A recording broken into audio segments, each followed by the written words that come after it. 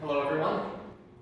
Sorry if I kept you waiting at all. I was just walking the grounds one last time, just like I used to every morning. You know, studying my surroundings, making sure everything's okay. That's my job. Well, let me explain. See, though many people did not like it, in 1960, I was one of 4 federal marshals assigned to escort Miss Ruby Bridges to this classroom in William Frantz Elementary School. And this was big news, because Ruby Bridges was one of the first black children ever to attend an all-white school in New Orleans. Outside, though, an angry crowd lined the city streets, shouting insults, hoping for a chance to do something violent. See this armband? This armband right here told all of those protesters that I was a federal marshal. Now, does anyone know what a federal marshal is? Any thoughts, any guesses? Adults, anyone have an idea what a federal marshal might be?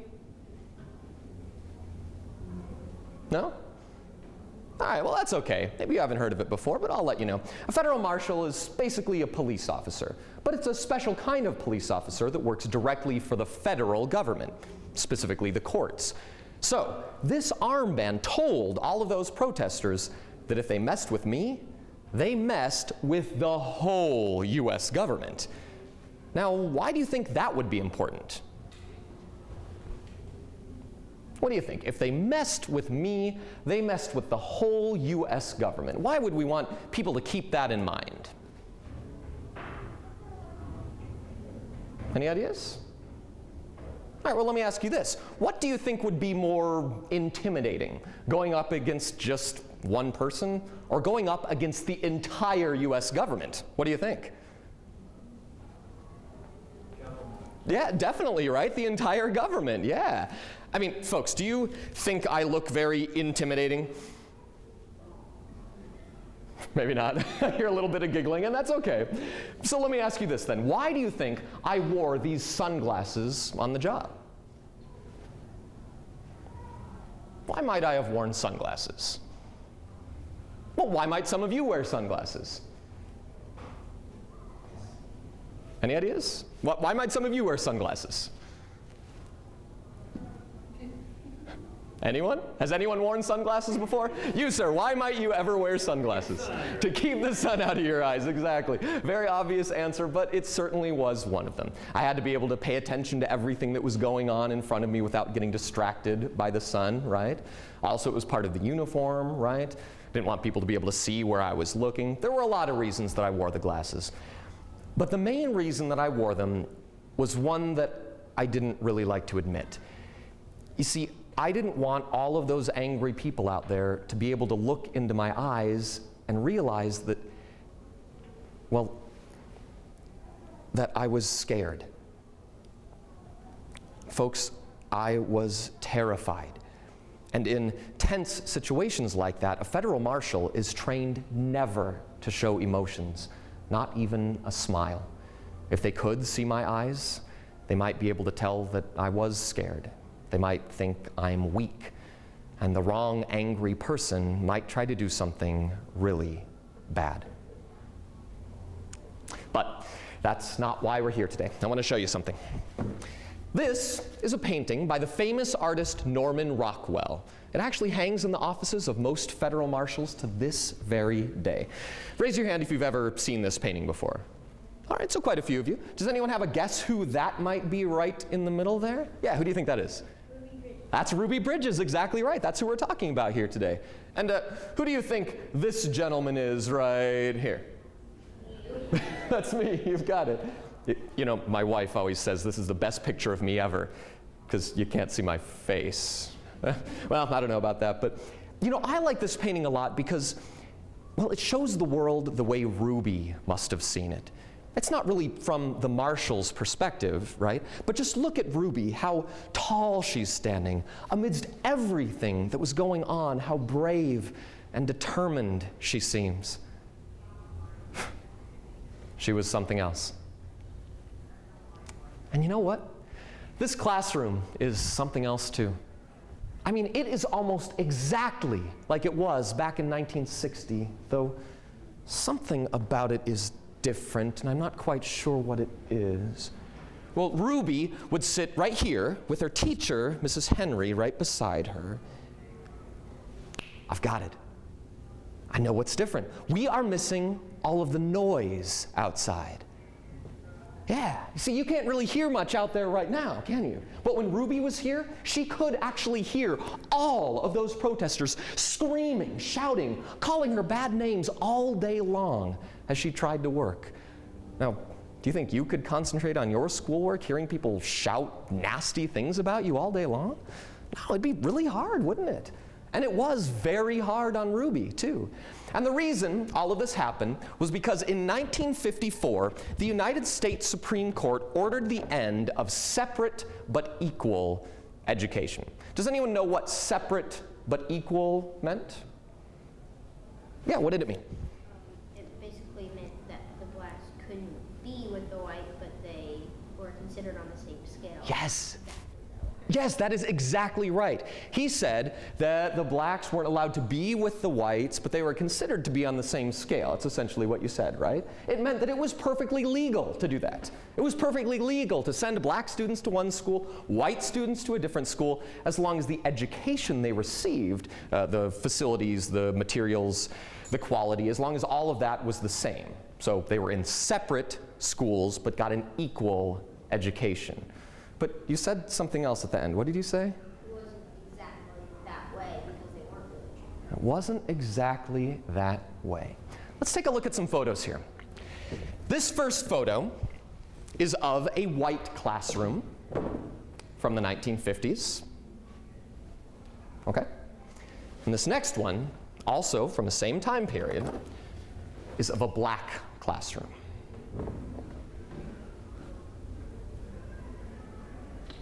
So what do you think?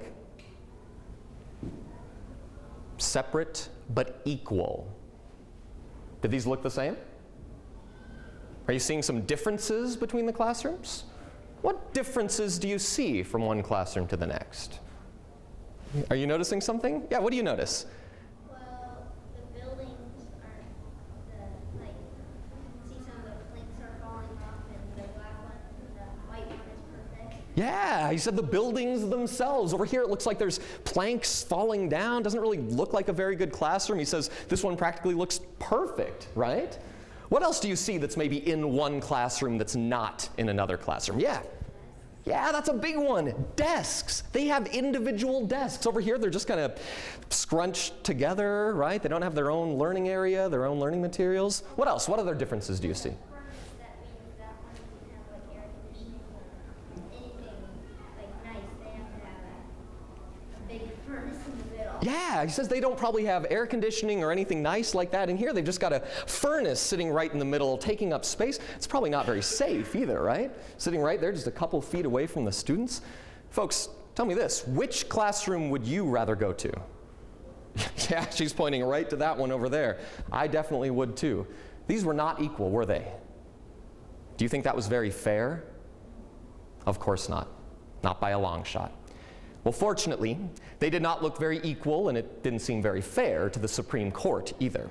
And their decision to end separate but equal education meant that all students, black and white, finally had a right to attend the same school. And that was a good decision, right? It definitely was. Unfortunately, down here in New Orleans, it looked like the government, all the way up there in Washington, D.C., was trying to impose its will all over the country where it wasn't necessarily wanted. And I mean the whole country. Segregation, or separating people by race, was not just in the South, you know. When things change like that, lots of times it can really frighten people. Many white people at the time believed that they were better than black people simply because they were white. And they believed it because their parents had believed it. And their parents had believed it, and so on, going back for hundreds of years. To some people, segregation was not only natural, they truly believed that it was the way God wanted things to be. Can you imagine? But how else do we explain something like this? This photo here is a photo of some of the protesters that waited for Ruby out in front of William France. And this, just like any of the others, is an actual photo. And right here, we can see a young girl proudly holding up a cross. Now, regardless of what our individual beliefs might be, I think we can all agree that for many people, a cross often represents good things, right? It might represent Jesus, sacrifice, love, forgiveness, compassion, any of those things. But in this case, in this crowd, that cross represented hatred. Hatred for Ruby Bridges, a 6-year-old girl, just because of the color of her skin. Folks, the people in this crowd are just regular people like you might meet anywhere you go at the time. But look closely. Might be kind of hard to see, but that right there is a black baby doll inside of a coffin.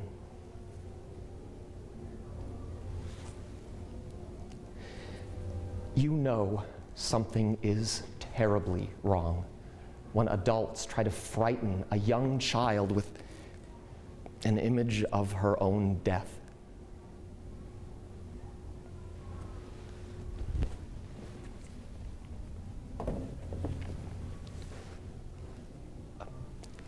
Can I be honest with you? Back then, I had my doubts too. Now, as a federal marshal, I would always follow orders. I would always do what I was told, but inside there was a small part of me that wondered, should the government be telling these people how to run their lives, what choices to make, what not to make? I mean, if this is a free country, aren't we free to make mistakes too? Well, my attitude changed on the 3rd day of my assignment. For the first time, Mrs. Bridges, Ruby's mother, stayed home.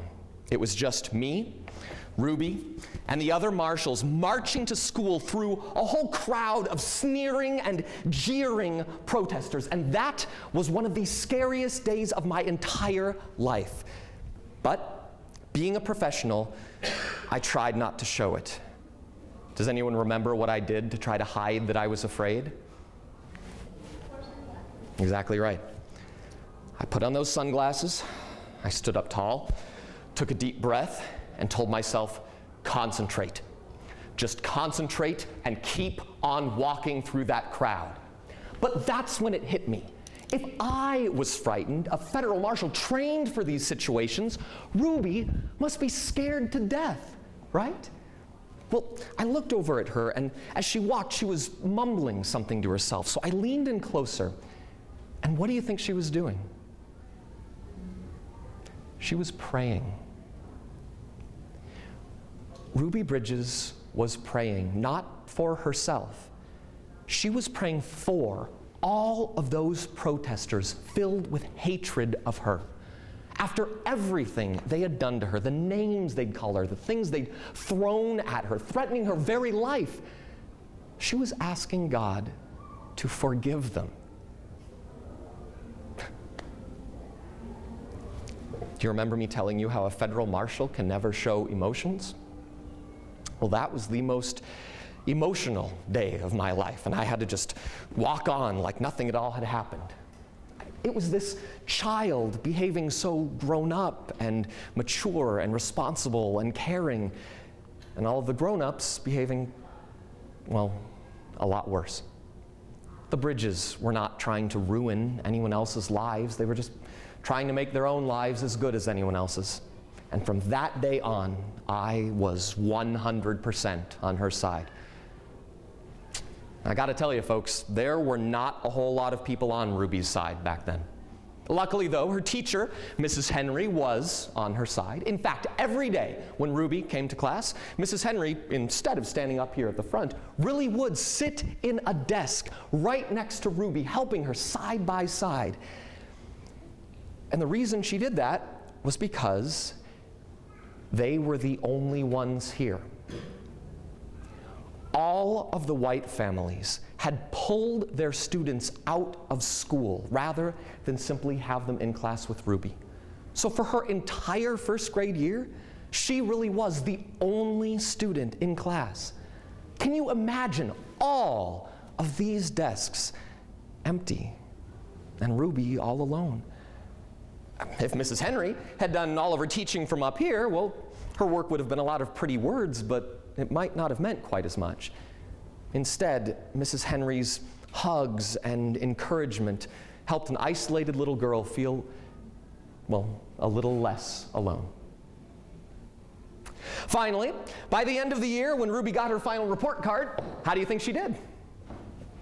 She did good, yeah. In fact, she did great. She got straight A's across the board. Unfortunately, her principal said she didn't deserve those A's, that they were given unfairly since she got more help than any regular kid. Unfair? Come on, Ruby wasn't making the choice to be taught like this. Neither was Mrs. Henry. Who do you think was really being unfair here? Yeah, definitely the principal, right? But thanks to the courage that Ruby and others like her showed, things did finally start to get better. When she came back for second grade, the angry crowds were gone. Federal marshals were not needed to get her into the building, and students had finally returned to William Frantz. This time, some of them white and some of them black. It took the courage of that 6-year-old girl to remind people that everyone is created equal. And you might say to yourselves, well, that's obvious. But somehow it didn't seem so obvious back then.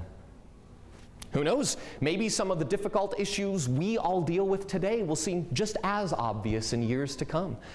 And maybe it will take another courageous child like you, or any of you, to remind the rest of us how important it is to stand up for what you know is right, to always celebrate our differences, and to never, never let them keep us apart. Thank you.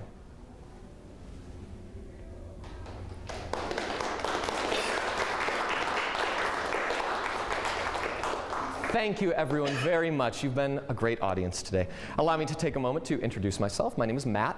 I'm an actor here at the Children's Museum. I'm not really one of those federal marshals from back then. I'm just an actor here. But other than that, everything that I was talking about here today is real. Ruby Bridges, as you probably know, is a real person that had to go through all of that at the age of, do you remember? 6. Yeah, at the age of 6 years old, right? It's hard to believe. And it's kind of hard to understand exactly what was all going on back then, what she had to go through. So I just have a couple questions for you to see if we're kind of all on the same page here. First of all, how many of you had heard of Ruby Bridges before coming here today? Okay, where did you learn about her? Where did you learn about her? In a history book, okay. Video we watched about her. Okay, so you've seen a video, you've read about her in history books in school, right? Yeah. So was there anything that surprised you from this presentation, or maybe things that you didn't know already about Ruby Bridges that you learned today in this presentation? Well, I'll tell you, something that surprised me when I first learned about her story was, just like we mentioned a second ago, how young she was when she went through all of that. 6 years old is incredibly young to have to deal with all of that. I mean, how old are some of you? How old are you? 12? How old are you? 9? How about you? How old are you? 6. You're 6, so you are Ruby's age. Can you imagine having to go through what Ruby did at your age? I can't imagine going through it at my age, right? Let alone that young. So what was it that Ruby had to go through? What were some of the things that were happening to her as she was going to school? Do you remember? In the video I watched, somebody poisoned her food. Yes. Yeah. Very good. He said in the video that he watched, and this is true, there was someone that threatened to poison her. A woman who every time she walked into school shouted at Ruby, "I'm going to poison you. I will find a way." That's how much they hated her. They wanted her dead. And why was it? Why did they not like her? Why did they not want her in the school? What was it about Ruby that they didn't like? Yeah. Well, she definitely had courage, right? And they probably didn't like that too much. They probably wanted her to just stay home and not be so brave that she went to school. What was it about her purely physically that they didn't like? Yeah? Yeah, simply the color of her skin, right? That all the protesters were screaming and shouting, calling her names like we see right here.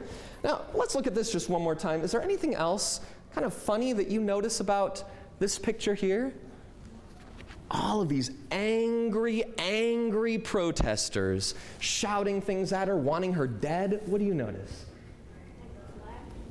Ah, we can see they're holding up different things. They're holding flags and signs and things like that. This is the governor of Louisiana at the time. They were saying he's on our side.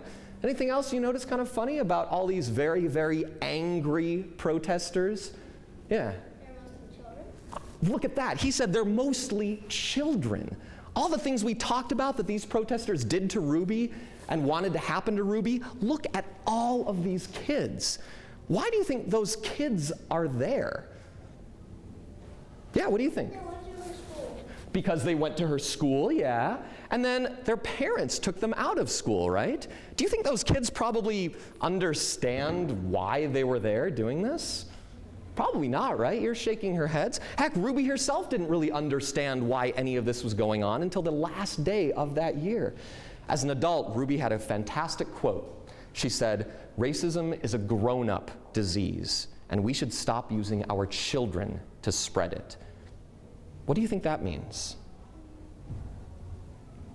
We should stop using our children to spread racism. What do you think?